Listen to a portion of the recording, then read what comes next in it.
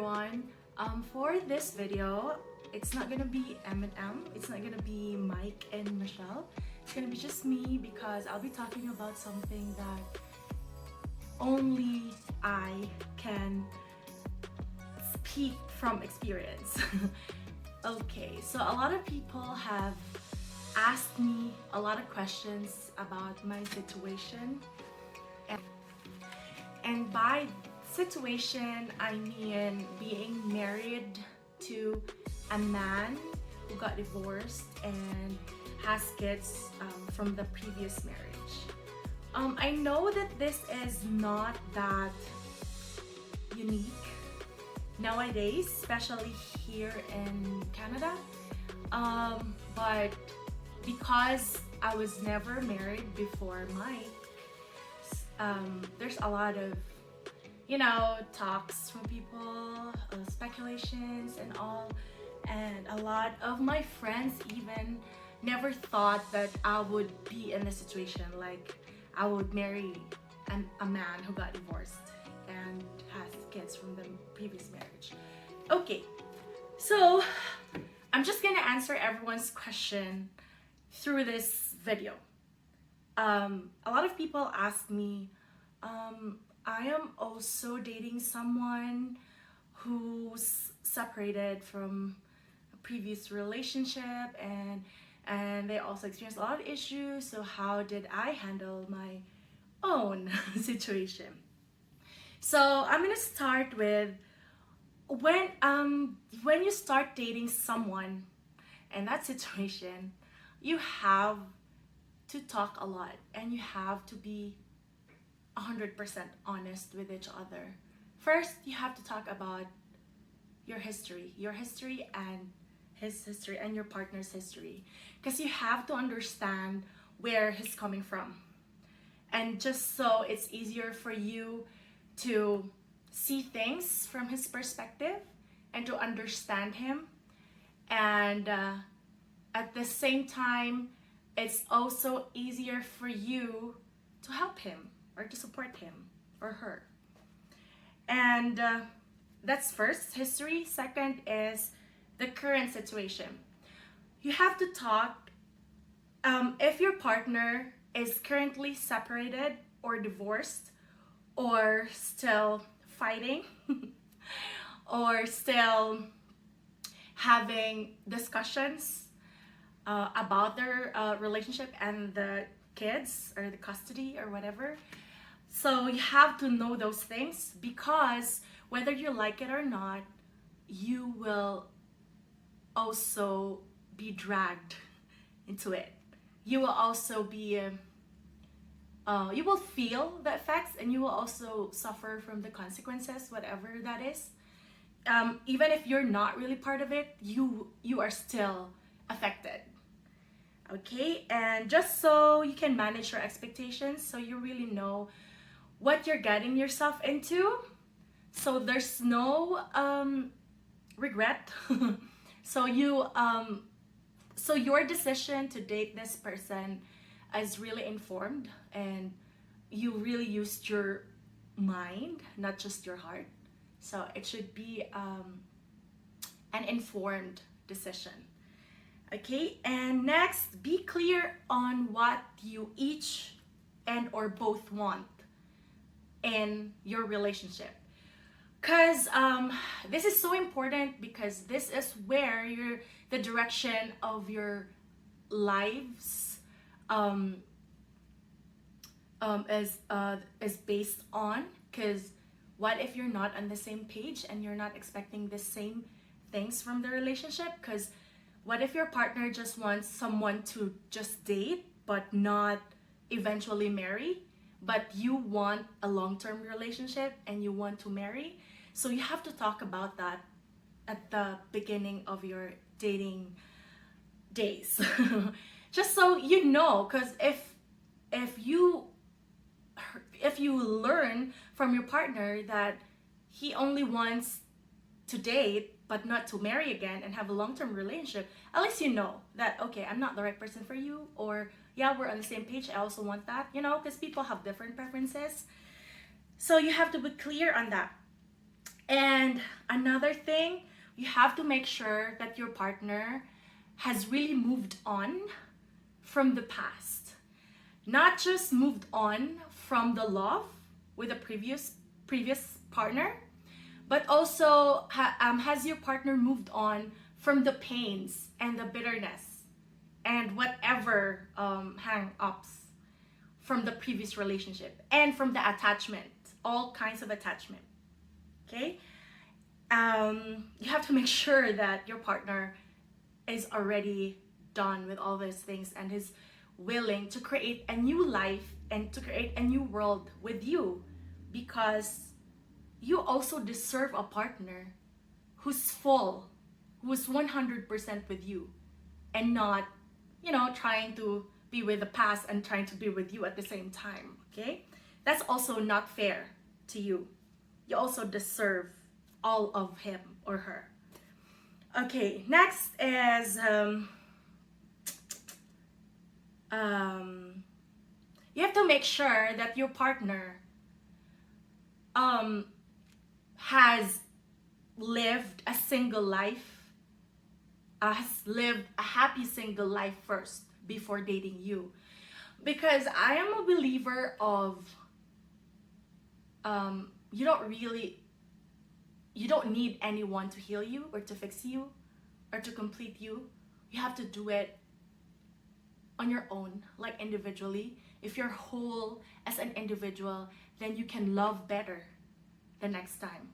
So you have to make sure that your partner, is okay being single. Because if not, what if your partner is just looking for someone to cover the void in his heart, or rebound relationships.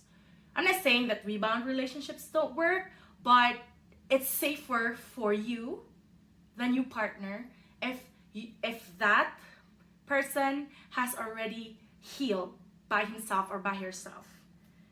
And another thing that you have to talk about is the finances. This is something that not a lot of people talk about because it's touchy or it's awkward.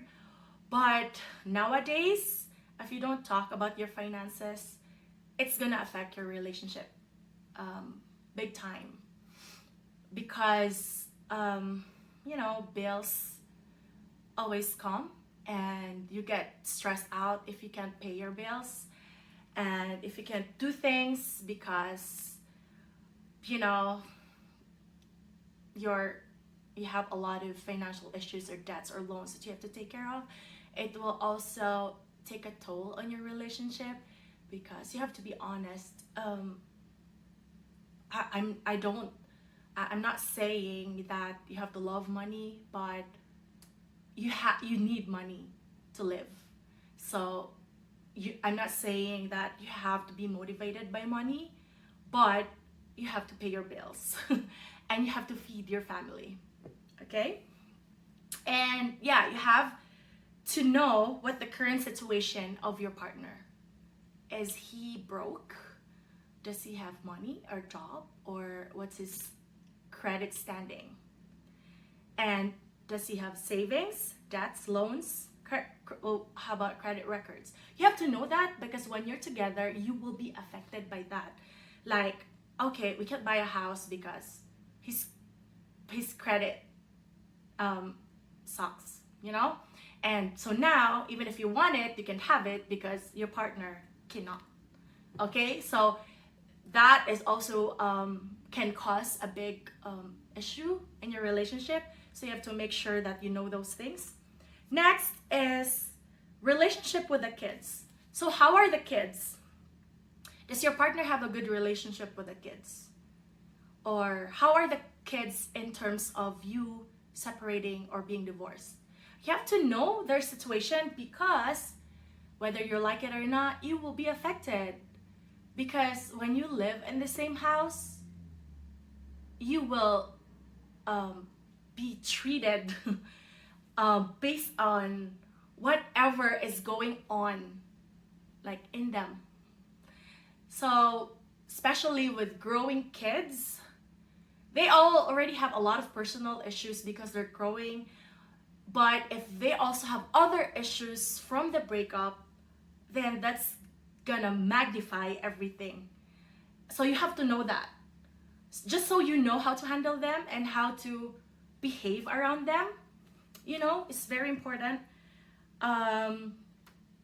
Next is relationship with the ex. Okay. This is one thing that can really cause a lot of toxicity in your relationship. You have to make sure, you have to know that your ex and his or her ex are not dragging each other down. That they're not fighting, they're not causing a lot of issues, they're manipulating their kids, controlling their kids, trying to use their kids to control each other and to annoy each other, or because they don't want their ex to be happy with another person, and because they don't want their kids to be with another person, with a step parent, and some exes, because they get threatened or they get jealous when their kids are close with the step parent. So you have to know that. And it's best to step back. It's best to step back because especially if you can sense that there are still unresolved issues, which is like 95% of the time between exes. Because adults also suck in resolving their issues, because first their pride, their image, and because no one, their ego, because no one really wants to take full responsibility of what happened, why the breakup happened, and because everyone is trying to justify their behavior, their action, or their decisions. And that's why it's hard, because it's hard to talk to adults, really. It's easier to talk to younger people than adults, because adults just have huge egos, and sometimes they just listen to themselves, and they just care about their own pains, and they don't even consider their effect on others. So it's different. It's different when you deal with hurting and adults who have a lot of personal issues themselves. Because if they can't even fix their own personal issues, then of course it would affect their relationships with anyone, really. Okay, next is someone asked me, so what are your experiences in your own relationship with them, just so they can prepare themselves. To be honest with you, you can never, it's not that you can never prepare. You can, by learning from others, but it's not really 100%. It's not like you can expect what would happen, because people are people.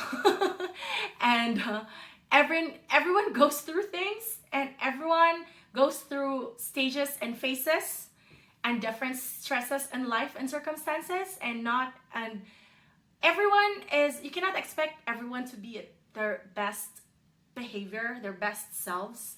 And sometimes people are not even aware of that, and sometimes people react to something that they don't even know that they have caused someone pain, or there's a lot of, it's like a web. It's complicated, okay? So if you don't want complicated, if you cannot take complicated, this is not for you. Don't even consider it, okay? If you want it easy, more like easier and more peaceful kind of relationship, then this is not for you. This is not for the weak. Trust me. You have to have a strong heart. Tough. You have to be tough, and you have to have strong faith. Because only faith really keeps me going, to be honest. Okay? Not even my love for not even my love for Mike. It's really my faith. Okay. So things that you may that that you have to be aware of that it may happen. So these things are not necessarily my own experiences. I've also written here some of the experiences of my friends who are in the same situation. So just so you have a more comprehensive idea or a wider perspective of this, okay? First, there are times that they will intentionally or unintentionally make you feel that you are not part of their family. I've